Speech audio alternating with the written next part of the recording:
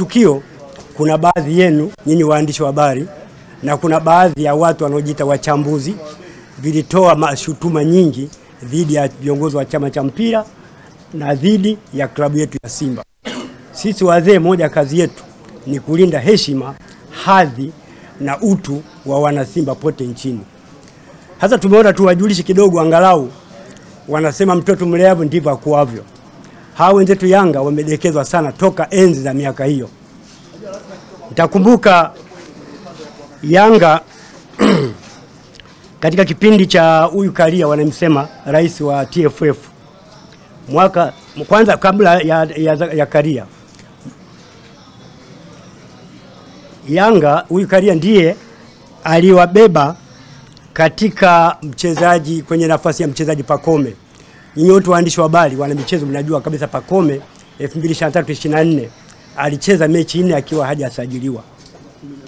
14 alikuwa hajasajiliwa.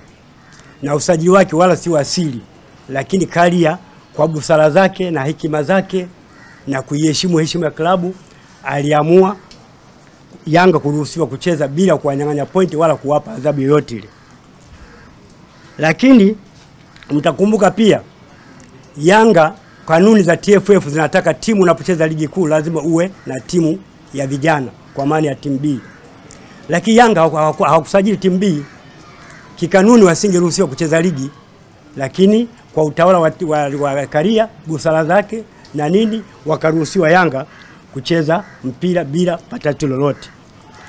Lakini sio hapo tu, huku nyuma kipindi cha Fati mwaka 73 kuna mechi ilichezwa pale Shamba la Bibi, Yanga na Simba.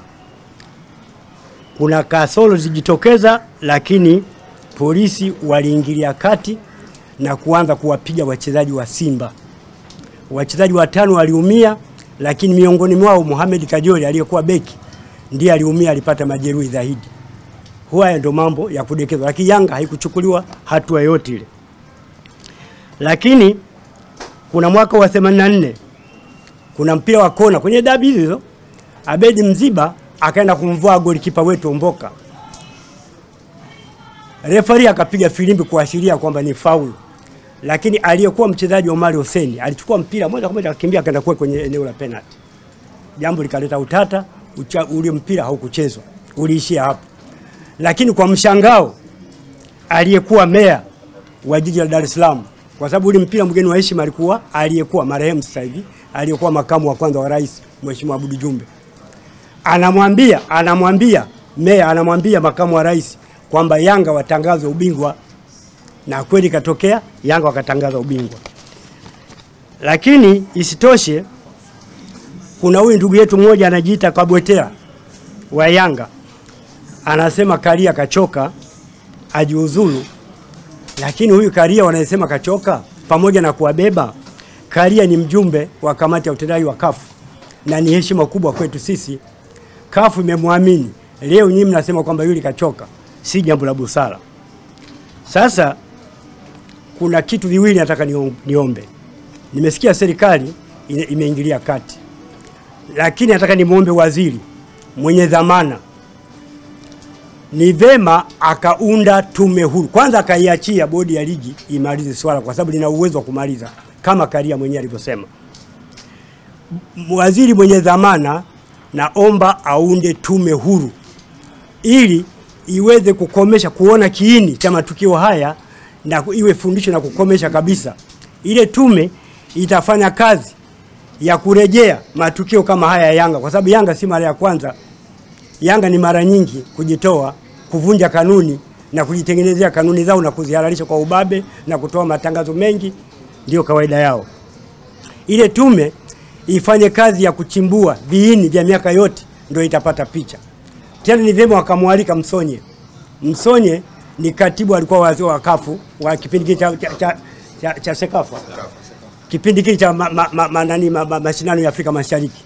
Kama mnakumbukumbu vizuri, kama na mimi nitakuwa sahihi, aliwahi kufungia Yanga miaka mitatu kwa kugomea michezo kama hii ya dabi. Kwa hiyo Msonye anawajua vizuri sana. Kwa hiyo nimuombe waziri kama ni mgeni aweze kumuita Msonye, anawajua vizuri Yanga, kwa sababu Msonye hakutumia busara wala nini. Lakini pia ni muombe Mheshimiwa Rais wa Jamhuri ya Muungano wa Tanzania. Kila mtu anajua Simba na Yanga, huwezi ukataja taifa au uhuru wa Tanzania bila Simba na Yanga. Sasa kwenye Simba na Yanga sasa hivi kuna wimbi la mamlaka ya mamluki wa kimichezo. Mamluki wa kimichezo wamevamia kwenye michezo kwa maslahi ya ubinafsi. Kuna mawaziri wambo humo, kuna baadhi ya viongozi wenye taaluma zao wanajiita maengineer siwi, maprofesa siwi, wamevamia mambo ya michezo. Sasa hivi tuna mawaziri ambao wanajulikana kabisa. Tuna waziri akina George Mkuchika, mnamfahamu. George Mkuchika ni waziri wa kazi katika ofisi ya rais. Ni mtu mzima, lakini huyu kwa upande wa pili, kwa upande wa Yanga, yuko kwenye bodi ya wadhamini. Ni kiongozi, ndio mwenyekiti wa bodi ya wadhamini. Sasa linapotokea swala kama hili, baraza la mawaziri litakapokuwa linazungumzia, si rahisi kuweza kutoa haki. Na ni rahisi pia kutoa shinikizo. Tuna waziri wetu wa fedha, Mwigulu Nchemba, kila mmoja anajua. Kachukua timu huko ya wanambea kule, IHF. Hata haielewi pamoja ni waziri wa fedha. Haijulikani ile timu imeuzwa kwa bei gani, kwa gharama gani, wa Tanzania hatujui. Juzi mmeona kabisa kafanya kinyume cha taratibu, kaishawishi Wizara ya Uhamiaji kusajili kuchukua baadhi ya wachezaji kuwapa uraia. Na sio tunajua hapo sheria ya uraia mpaka mtu akae miaka mingapi ndipo uraia upate. Lakini tayari kwa uwaziri wake katumia mamlaka ya uwaziri kuishawishi uhamiaji kuvunja kanuni na taratibu za uhamiaji.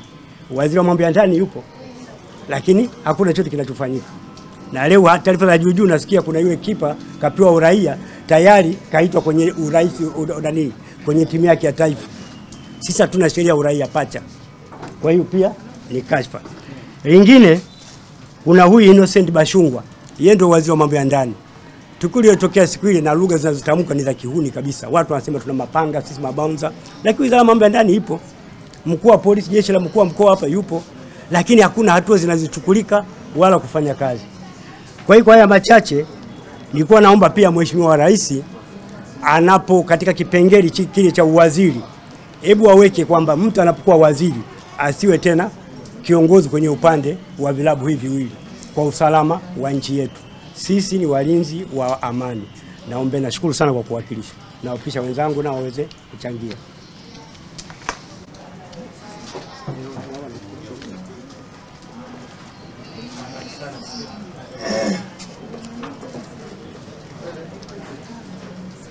Haya. Mimi kwa jina naitwa Shaweji Omari. Ni mwanachama wa klabu ya Simba namba 425. Leo sisi wazee wa klabu ya Simba tumelazimika kuonana na nyinyi na kuzungumza na nyinyi baada ya kuona kwamba limekuwa wimbi kubwa sana la sintofahamu. Na hii kila siku inakuwa ni kubwa na ni ndefu, kwa sababu viongozi wa Yanga ukweli ni kwamba wamekosa uweledi wa kiuongozi.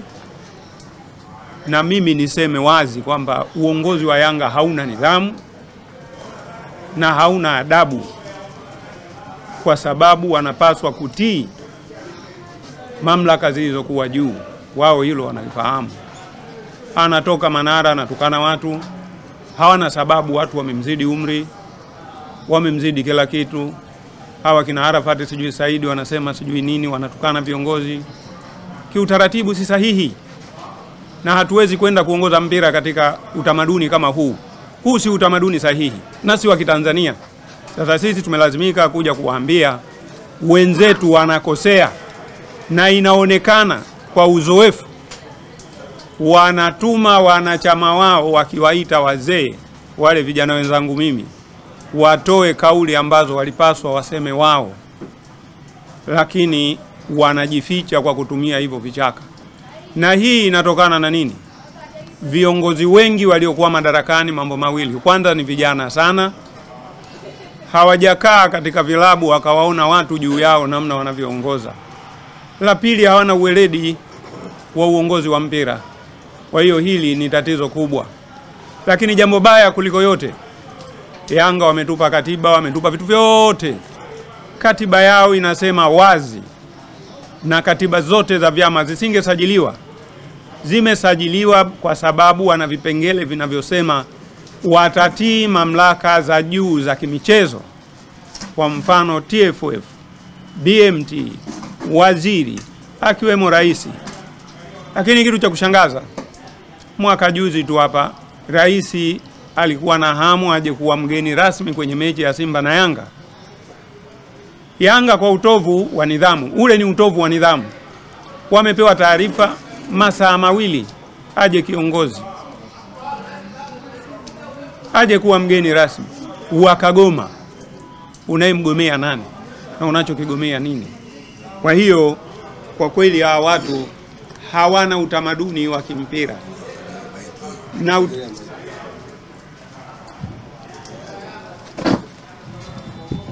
hawana utamaduni na uongozi wa kimpira. Huu ni uhuni, na sisi kwa taarifa yenu ni kwa muda mrefu haya mambo tumeyaona na tulikuwa tunayavumilia, lakini tumelazimika hapa leo kuja kuyasema. Na tunasema mfano mwaka 2008 walifungiwa na Sekafa miaka 3 kwa sababu ya kutofika katika mchezo. Na fujo kama hizi zimetokea huko nyuma wakiifanyia Simba. Kwa mfano mwaka 2007 mechi yetu ilichezwa Morogoro, walifanya fujo kama hizi kuwazuia wachezaji kuingia kwenda kufanya mazoezi, watu wakavunja mageti. Mwaka 2008 hivyo hivyo Morogoro. Mwaka 2005 walifanya Arusha, the same thing. Mwaka 2010 na 2021 wamefanya Mwanza. Hivi kama wao wanatengeneza kanuni zao inakuwaje? Huu ni utaratibu walioupanga. Wameanza au huku nyuma hawaingii uwanjani kupitia kwenye milango sahihi, wanapindukia kuta. Kishapindukia ukuta, faini shilingi 500,000 ilikuwa. Mpaka mechi ya juzi wametozwa milioni 10, lakini hawaachi.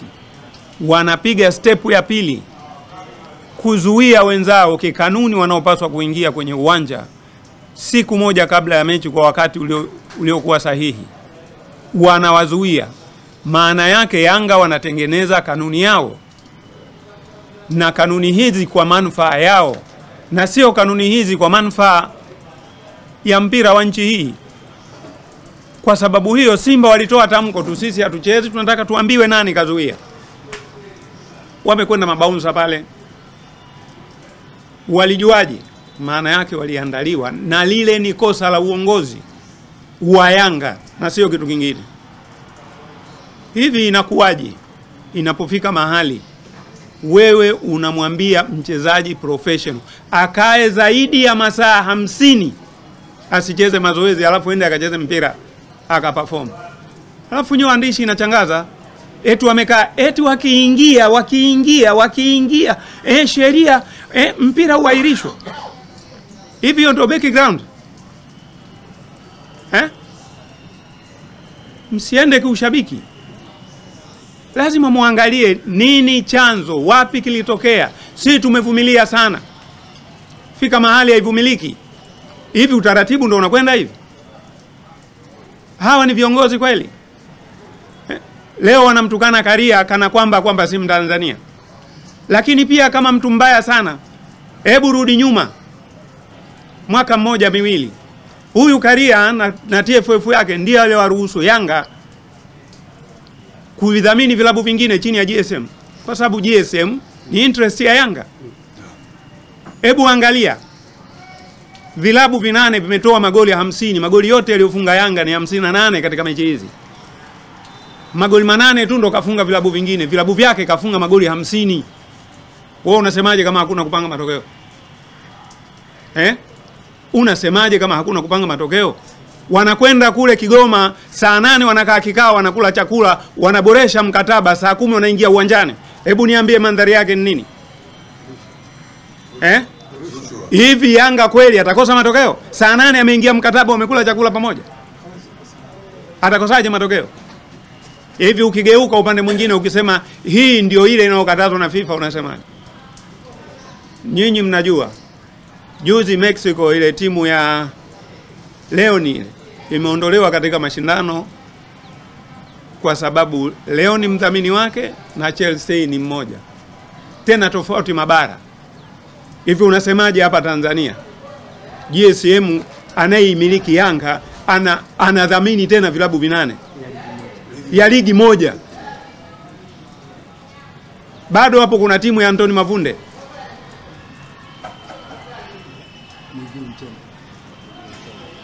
bado hapo kuna bwana Mwigulu Nchemba na timu yake ya Singida. Alafu rejea kidogo, na wala nyinyi hamsemi huyu bwana alivyoiona ihefu inamsumbua, wakatafuta utaratibu, wakaifanya imenunuliwa kimazabe wakati si sahihi, ili ionekane yani ile ihefu isiwasumbue tena, na watu wakitaka wadhaminiwe basi waisumbue Yanga. GSM ataingia kwenda kuidhamini. Hivi utamaduni huu tunakwenda wapi? Hebu angalieni, mimi natoa tena mfano. Nigeria Enyimba alikuwa na mchezo huu. Nigeria Enyimba alikuwa na mchezo huu. Akaviua vilabu vyote maarufu na vikubwa nchini Nigeria. Ikiwemo kina Inugu, sijui kina nani, kina Asofoko, watu ile ya Ghana. Unanielewa? Vilabu vikafa. Yule mdhamini ambaye alikuwa rafiki yake Sambode Kifukwe kwa hapa Tanzania, alikuwa rafiki yake wa karibu sana. Walikutana South Africa huko, wakafanya joint venture, wakafanya mambo yao, ikawa Enyimba ikija hapa kucheza na Simba, mgeni Kifukwe ndio mwenyeji wa Enyimba. Alipokosa nguvu yule mheshimiwa, klabu ya ligi ya Nigeria imekufa. Sisi tukikaa tukiziona vitimu kama hivi kina Rivers United vinakuja, tukimuona mchezaji tunafikiri mchezaji, msajili hapa uone. Takataka tupu. Na believe me or not, ligi lazima ita deteriorate because of what? Huwezi kuwa na chief sponsor mmoja kwenye vilabu 10. It cannot be possible. Haiwezekani. Lakini nyinyi mnafurahia. Hivi nyinyi mtakwenda wapi? Na ligi ikiwa kubwa nyinyi ndio mnapata soko. Nyinyi mtakwenda wapi? Matokeo yake mtarudi kwetu sisi. Si wakati umeisha shehe. Kwa hiyo mimi kwanza mwisho namalizia kwa kumpongeza Rais wa Jamhuri ya Muungano kwa juhudi zake katika michezo. Japokuwa hii klabu inayojiita kubwa inajitahidi kuvuruga michezo. Mimi nasema mechi ipangwe, mechi ichezwe kwa mujibu wa taratibu. Na huu ni uoga. Hawajaona wapi watapitia. Inaelekea hawawezi kucheza mechi, lazima wawe na vichochoro. Kama wamekosa vichochoro vya kama kina Inonga vile na ndugu zetu wengine, hawa mabwana wanakuwa ni waoga. Kwa sababu gani? Hawawezi kucheza mechi intensively. Lazima kuwe na ujanja, ndio haya yanayotokea. Hivyo wewe ulisikia wapi? Si mwaka jana nani wameairisha mechi? Wao wameondoka saa 12. Simba wameingia pale. Sawa? Wakaguzi wapo. Marefari wapo. Wamefanya formalities zote wamemaliza. Ulisikia Simba kadai point 3? Nauliza, mlisikia Simba kadai point 3? Kwa nini asidai wakati formalities zote zimefanyika? Na mimi ningekuwa kiongozi na nina nafasi katika nchi, yule manager yule ningemfukuza redioni. Kama hapa nilipokaa hapa ndo ningemfukuza. Haiwezekani. Hivi kanuni inaandikiwa barua? Nyinyi mlisikia kanuni inaandikiwa barua? Manager anasemaje eti aandikiwe barua apewe taarifa? Inatoka wapi? Wakati kanuni iko wazi. Nani kamwambia afunge mlango? Manake kuna mtu mwenye mamlaka makubwa, lakini huyu hajali familia yake. Kwa sababu kazi yake ndio inayoendesha familia.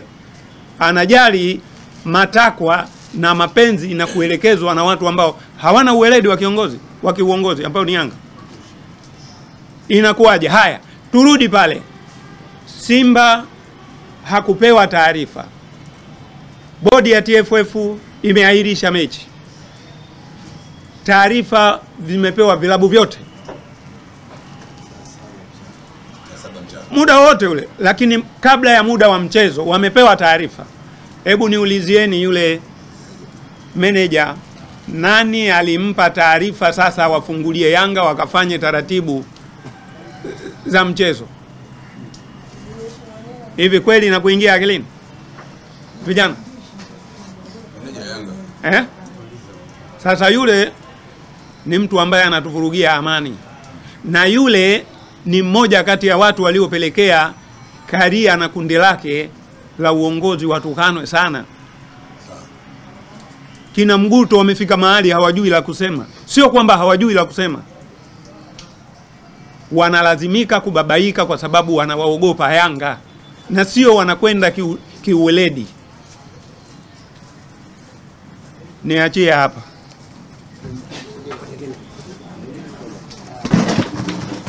Jafari Mlete,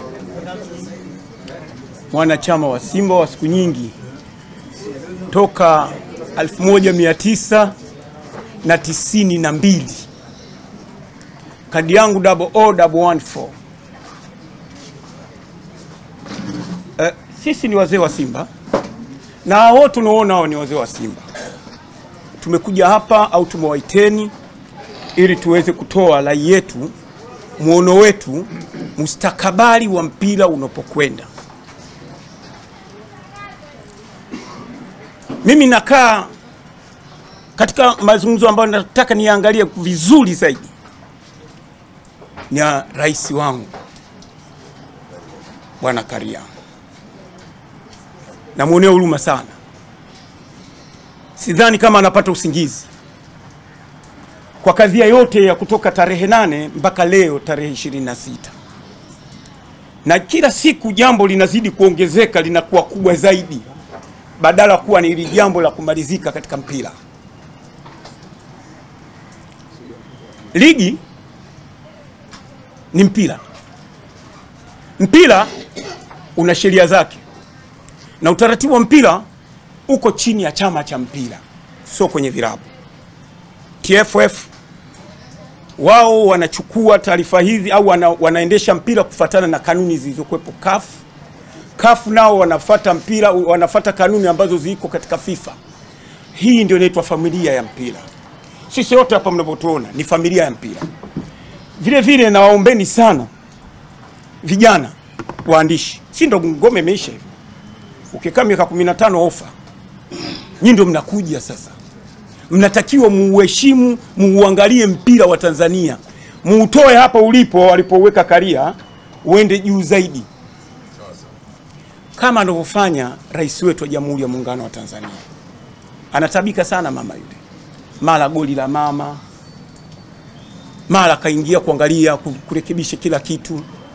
Lakini kuna baadhi ya watu ambao wako kwenye baraza lake la mawaziri wana macho chongo.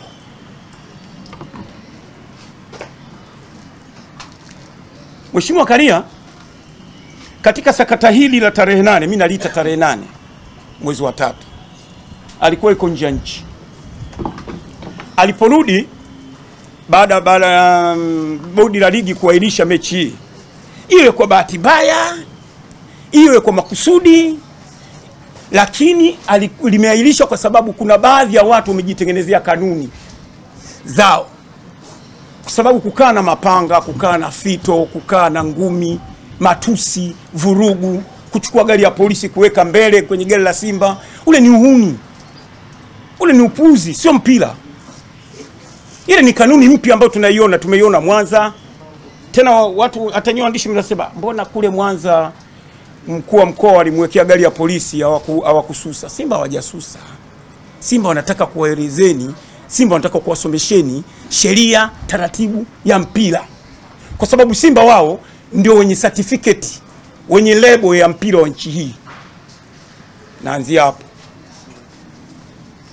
Simba walipoamua wanachama tena hao unaona kwamba tunataka kufanya mabadiliko, tuinue mpira uwe juu. Unapotaja timu 5 au 10 katika Afrika, basi uhitaji na Tanzania Simba iwemo. Wengi walibeza. Nyinyi wengine bado mlikuwa vijana, mjakuwa waandishi wa habari.